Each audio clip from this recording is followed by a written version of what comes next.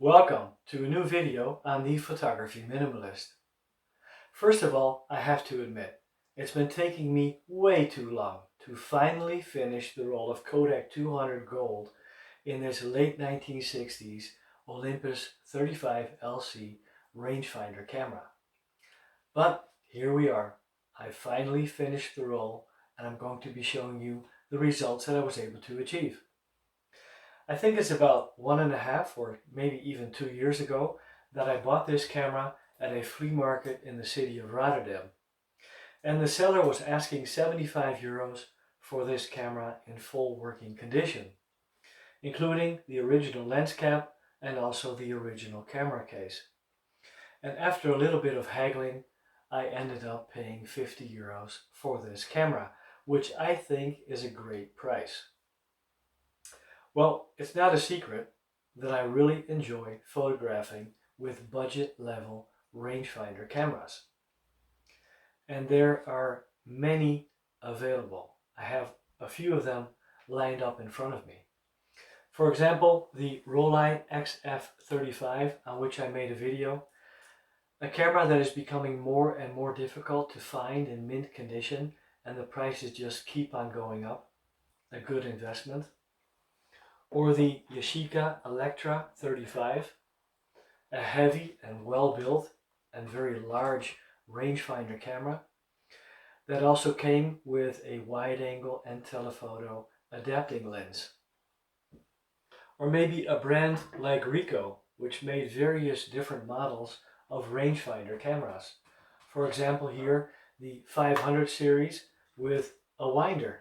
Interesting combination. Or the Ricoh 800 series. Small cameras made of plastic but on a budget level. For me personally, there's only one drawback when you use fixed lens budget level rangefinder cameras, and that is that often the lens is just not wide enough. For example, this Olympus 35LC has a 42mm lens. I would have so much preferred to have had a 35mm lens on this camera. And with regards to the cameras in front of me, the lens angle varies from 40 to 45mm. So for me personally, that is a drawback. But that all being said, many of these cameras have excellent lenses, and the Olympus 35LC is no exception. 7 elements in 5 groups, which is unique for a rangefinder camera at this price level. Right, in this video I want to dive into the details regarding the LC, after which I want to show you the results that I was able to achieve. Enjoy the video. Let's have a closer look at the Olympus 35LC, a fixed lens rangefinder camera which was built between 1967 and 1969. Let's first focus on the lens. And we see a 42mm 1.7 being its largest aperture. And that makes this a very fast lens. And as I mentioned previously, it consists of 7 elements within 5 groups, which underlines the quality of this lens. The only other fixed lens rangefinder camera I own with such a fast lens is the Yashica Electra 35, which has a 45mm 1.7. When we compare the cameras side by side, we see that they are more or less similar in dimension. The Olympus 35 being maybe slightly smaller. One important fact though is the Olympus is much lighter, weighing in at 660 grams. When we have a closer look at the lens, we see the CDS sensor cell of the internal light meter is actually incorporated within the lens mount, which means that when you screw on a filter, the light meter will measure the light through the filter, therefore taking the filter into account, which is a great benefit.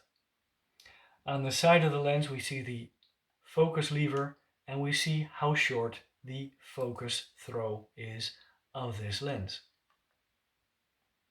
On the side of the lens, we have an adjustment for the ISO, or as it says, ASA, which varies from 10 to 800.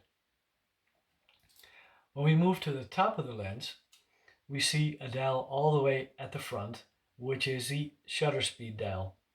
1/30th of a second for flash sync, B bulb mode, and shutter speeds ranging from 1 second through to 1/500. And this dial is a click dial. The next dial on the lens is meant for the aperture, ranging from 1.7 to f16, and this is a variable dial, which means that you can use in between apertures. Having these two dials next to each other has an advantage and a disadvantage.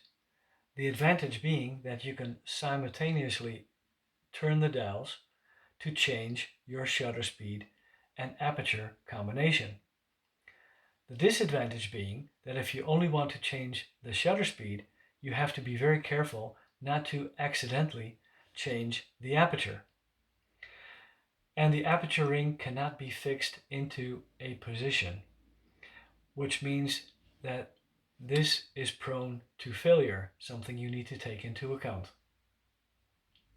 We see a small lever for the self-timer, and we have, of course, a depth of field scale.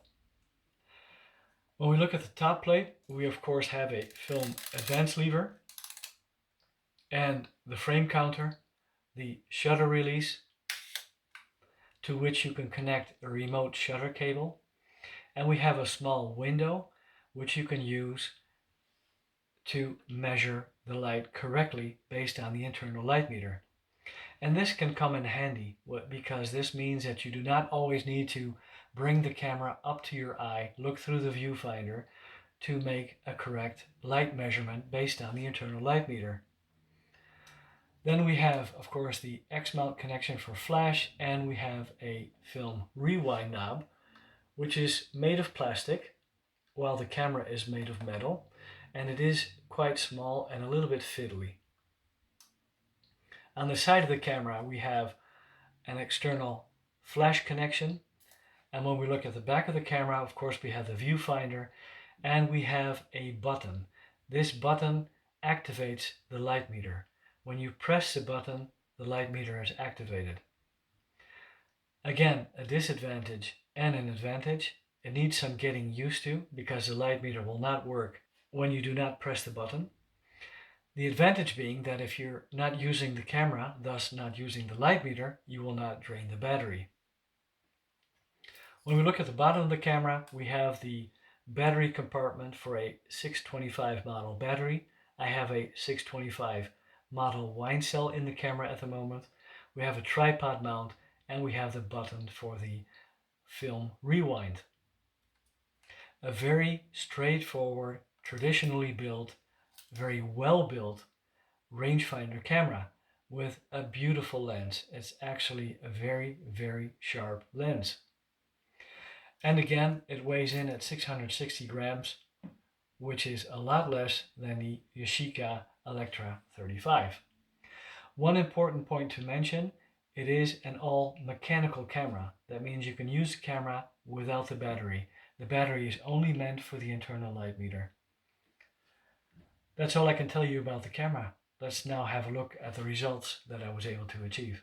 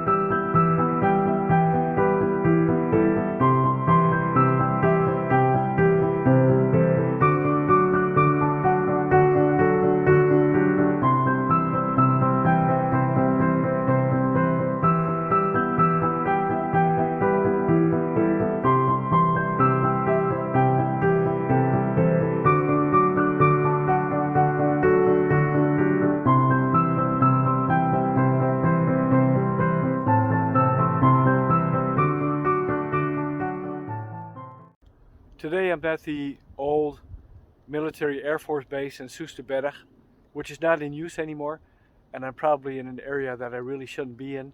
But anyway, I've been here before with the Leica R7 and its standard 50mm 1.4, and also the Pentax Spotmatic with its 50mm 1.4, the 7-element version.